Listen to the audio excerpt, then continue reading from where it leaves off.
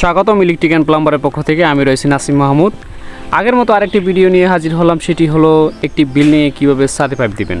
অনেকেই প্রশ্ন করেন, ভাইয়া একটি বিল্ডিংয়ে আমরা কীভাবে ছাদে পাইপ দিব, কতটা খরচ হতে পারে, কীভাবে দিব, হ্যাঁ কোন স্থানে আমরা ড্রপ ফালাবো, পাইপগুলো কেন পাকা করে দেন, এগুলো আমরা প্রশ্ন করে থাকি। তো আজকে সেই প্রশ্নের সমাধান নিয়ে হাজির হলাম। তো ভিডিওটি ধৈর্য সহকারে দেখুন, অবশ্যই আপনারা সমাধান পাবেন। প্রথমেই আপনারা যে বিল্ডিংটি দেখতে পাচ্ছেন, এটি হলো একতলা একটি বিল্ডিং। এখানে রয়েছে একটি বাথরুম, একটি কিচেন রুম এবং 4টি রুম। তো সেখানে আমরা কীভাবে ছাদে পাইপ দিলাম সেই সম্পর্কে আপনাদেরকে একটি ধারণা দেব। এইখানে যে অবস্থায় ছাদে পাইপ দেওয়া আছে, যদি আপনারা এইভাবে দেন তাহলে আপনাদের 5200 টাকা খরচ হবে। আমরা ছাদে পাইপ কেন আঁকাপাকা করে দেই? ভূমিকম্পের দ্বারা রেহাই পেতে হলে অবশ্যই আমাদের ছাদে পাইপ আঁকাপাকা করে দিতে হবে। ভিউয়ার, ছাদে পাইপ দেওয়ার ভিডিও আমার ইউটিউবে অনেক দেওয়া আছে, আপনারা সেখান থেকে দেখে নেবেন।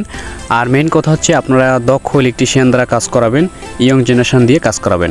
ভিডিওটি ধৈর্য সহকারে দেখুন এবং কোন কোন জায়গায় পয়েন্ট আছে, কীভাবে পাইপ দেওয়া আছে সম্পূর্ণ ভিডিওতে দেওয়া আছে, আপনারা দেখে নিন।